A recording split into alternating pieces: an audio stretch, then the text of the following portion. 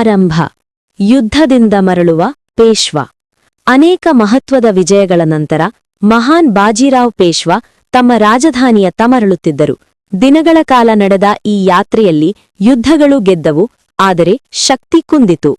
ಶಿಬಿರದ ಹಸಿವು. ದಣಿದರು ಶಿಸ್ತಿನ ಸೈನಿಕರು. ಸೈನಿಕರು ಧೈರ್ಯಶಾಲಿಗಳು, ಆದರೆ ಹಸಿವು ಅತಿ ಬಲಶಾಲಿಯನ್ನೂ ಬಿಡುವುದಿಲ್ಲ. ಪೇಶ್ವಾರ ಆದೇಶ. ಬಾಜಿರಾವ್, 100 ಸಶಸ್ತ್ರ ಸೈನಿಕರೊಂದಿಗೆ ಹೋಗು. ಹಳ್ಳಿಗಳಿಂದ ಜೋಳ ತಂದುಕೊಡು. ಸೇನೆ ಊಟ ಮಾಡಬೇಕು. ನಾಯಕನು ಆಜ್ಞೆ ಪಾಲಿಸಿದ. ಪೇಶ್ವಾರ ಆದೇಶವನ್ನು ಯಾರೂ ಪ್ರಶ್ನಿಸುವುದಿಲ್ಲ. ಈ ಪ್ರದೇಶದ ಅತಿದೊಡ್ಡ ಜೋಳದ ಗದ್ದೆಗೆ ನಮ್ಮನ್ನು ಕರೆದೊಯ್ಯು. ರೈತ ಕಳವಳದಿಂದ, ದಯವಿತ್ತು ಸ್ವಾಮಿ, ಈ ಗದ್ದೆಯಿಂದ ಕತ್ತರಿಸಬೇಡಿ. Voice over. ಅವನ ಧ್ವನಿಯಲ್ಲಿ ಭಯವಿರಲಿಲ್ಲ, ಸತ್ಯವಿತ್ತು. ರೈತ, ಈ ಗದ್ದೆ ನನ್ನದು, ನಿಮಗೆ ಬೇಕಾದಷ್ಟು ತೆಗೆದುಕೊಳ್ಳಿ. ನಾಯಕನು, ಇಷ್ಟು ದೂರ ಕರೆತಂದು ಈ ಚಿಕ್ಕ ಗದ್ದೆ ತೋರಿಸಿದೇಕೆ? ರೈತ, ಆ ದೊಡ್ಡ ಗದ್ದೆ ನನ್ನದು ಅಲ್ಲ ಸ್ವಾಮಿ. ಆ ಒಂದು ವಾಕ್ಯ ಶತ್ರುವಿನ ಕತ್ತಿಗಿಂತ ತೀವ್ರವಾಗಿ ತಾಗಿತು.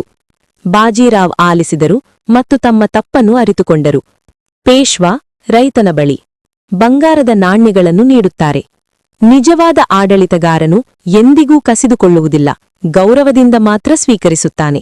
ಯುದ್ಧದ ವಿಜಯ ಒಬ್ಬನನ್ನು ನಾಯಕನನ್ನಾಗಿಸುತ್ತದೆ, ನ್ಯಾಯ ಅವನನ್ನು ಅಮರನನ್ನಾಗಿಸುತ್ತದೆ. ಪರದೆಯ ಮೇಲಿನ ಪಠ್ಯ. ಬಾಜಿರಾವ್ ಪೇಶ್ವಾ ಅಂತರಾತ್ಮ ಹೊಂದಿದ ಯೋಧ.